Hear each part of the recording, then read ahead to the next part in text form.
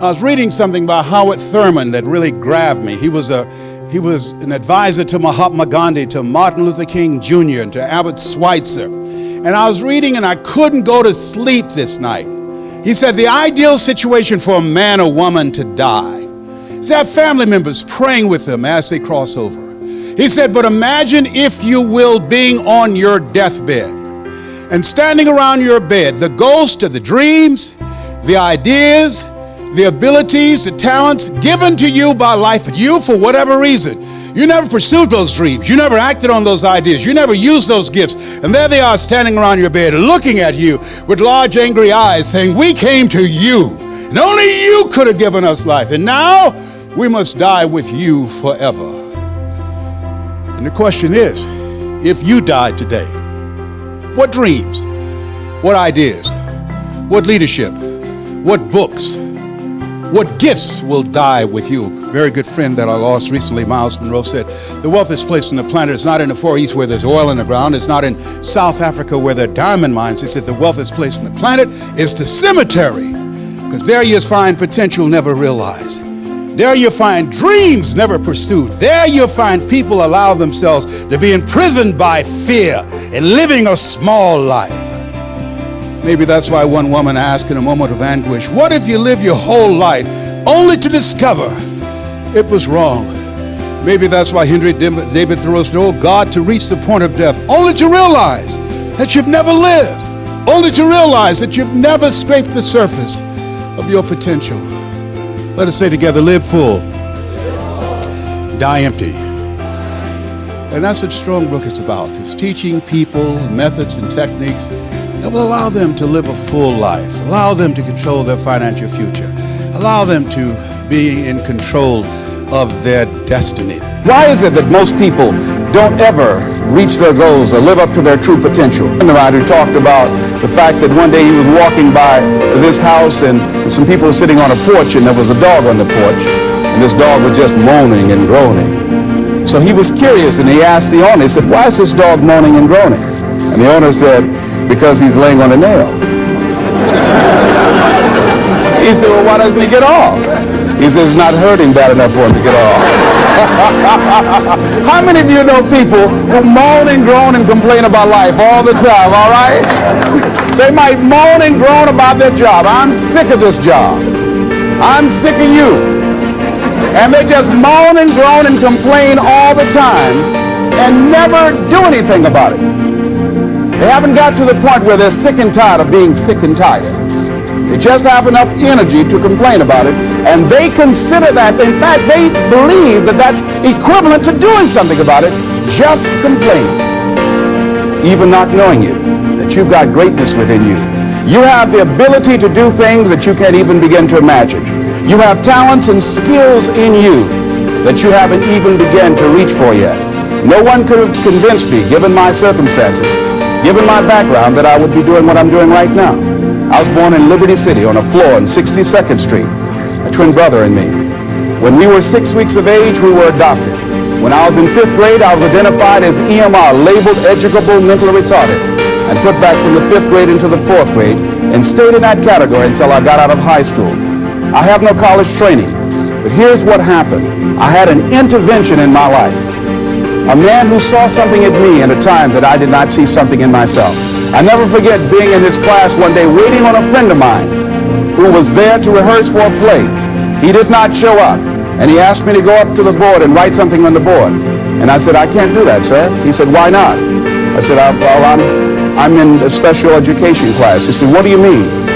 I said, go up to the board and write what I'm about to tell you. I said, I can't do that, sir. Why not? I'm educable mentally retarded.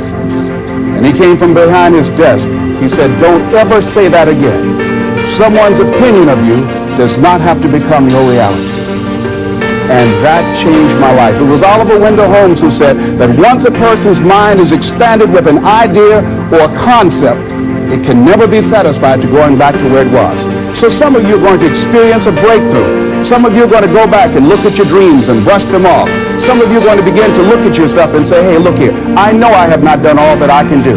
Whatever goal that you have in mind, I want that to be a goal that will challenge you, something that will make you stretch. It was Osborne who said, unless you attempt to do something beyond that which you've already mastered, you will never grow. What is it that you looked at some point in time and you decided that you couldn't do it, that you talked yourself out of it? Whatever it is, bring it back out there. How are you going to do it? That will come to you in due time. So you don't get in life what you want, ladies and gentlemen. You get in life what you are, not what you want. See, the good news is that we can always become more by working to develop ourselves. So the first process of making this your decade, you've got to begin to take a look at your life and look at where are you right now? What are your strengths? What are your weaknesses? What gives your life a sense of fulfillment, a sense of joy? What does a full, rich life means to you? What is it that you could love doing 7 days a week that will bring a smile to your face? Think about that. I'm doing this to make them alive. I believe, like Frank Sinatra, he said the best revenge in life is massive success. I'm doing this so I can become massively successful. And with that kind of courage, with that kind of affirmation and reason to empower me, I got a saying that when life knocks you down, try and land on your back, because if you can look up, you can get up. It takes a lot of emotional, mental, and spiritual energy to reach your goal. And you can run faster with 100 who want to go than with one around your neck. So there are two kinds of relationships. Sid Simon talks about this. Nourishing relationships and toxic relationships. Nourishing relationships are the relationships that inspire you. They motivate you. They bring the best out of you. Toxic relationships are relationships with people that always criticize you. All they can do is find fault. All they can do is just exploit your weaknesses. All they can do is remind you of the mistakes that you've made in the past. These people are bad for your health. Toxic people can run your blood pressure up. One apple can spoil a whole barrel. One negative energy drainer can spoil your whole life. I know people whose lives have been ruined because somebody wasn't good for them. See, there's some people that aren't good for you. Hello? They aren't good for you. You've got to get them out of your life. See, a lot of people put up with a lot of foolishness because they don't want to die by themselves. Here's what I believe. I believe in a one-to-a-box theory.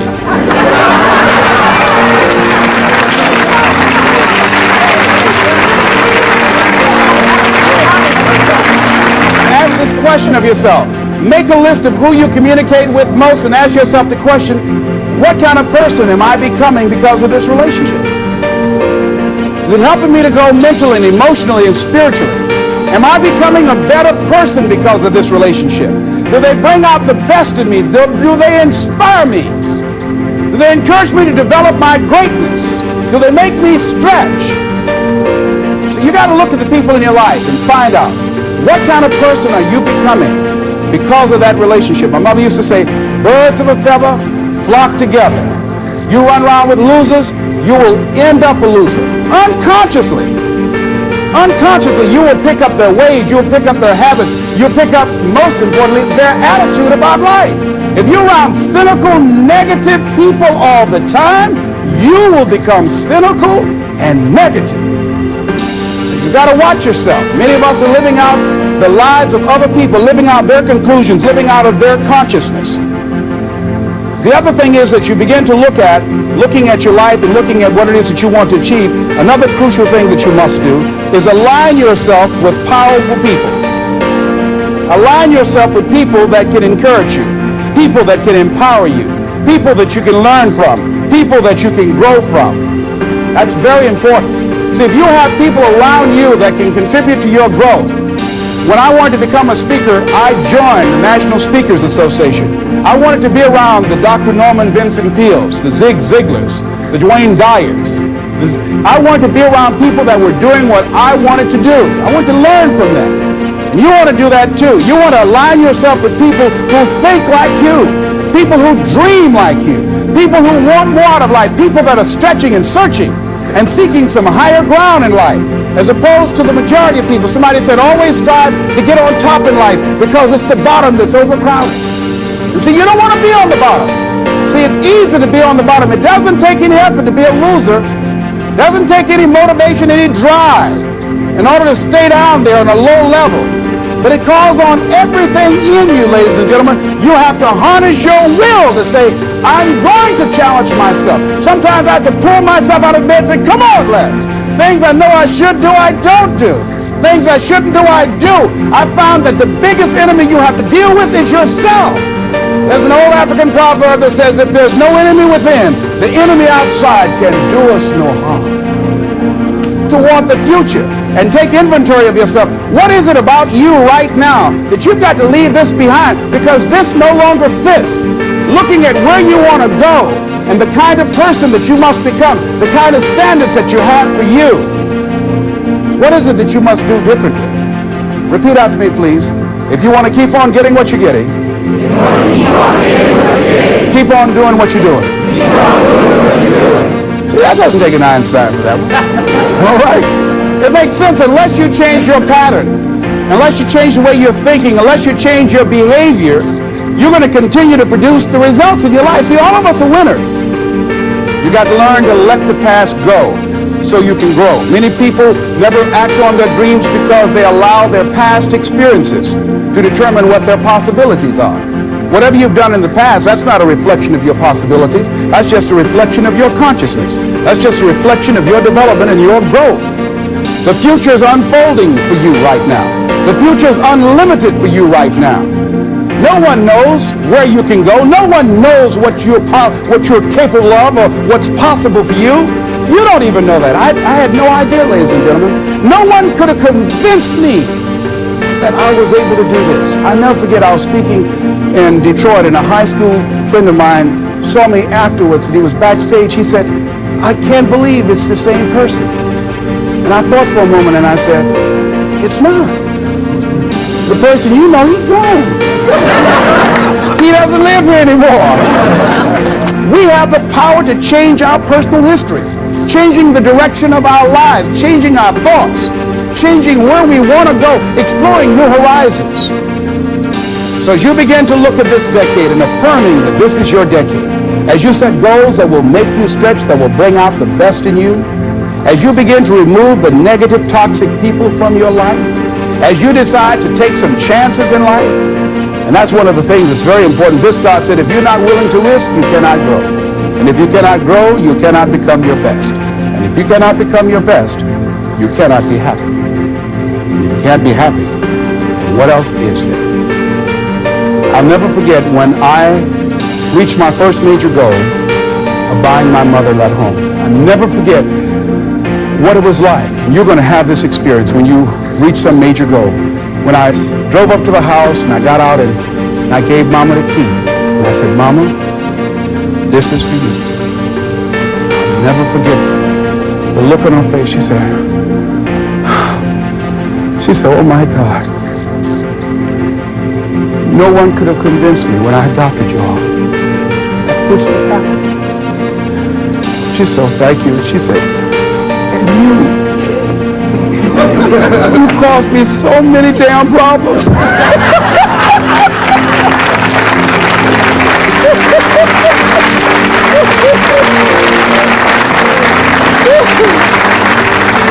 I was just one of those kids that had a lot of energy. But no one knew what I was going to become. It was a great philosopher, Goethe. He said, look at a man the way that he is, he only becomes worse. But look at him as if he were what he could be, then he becomes what he should be. And what Mr. Washington did was he looked beyond my faults and saw my needs. And he said, I see something in you. And I was there, oh God, I hope he's right. And I want to live up to his expectations. See, no one rises to low expectations. Finally, here's one last thing I'd like to leave with you. You want to make this your decade? Find some cause that you believe in. What do you want to do? My goal is to be the best son that I can be to my mother. My goal is to be the best father that I can be to my children. And my goal is to create a drug-free America. Be the best motivator that I can be. Whatever your goal is, this is what I like to leave with you. It says simply this, that if you want a thing bad enough to go out and fight for it, to work day and night for it, to give up your time, your peace, and your sleep for it, if all that you dream and scheme is about it, and life seems useless and worthless without it.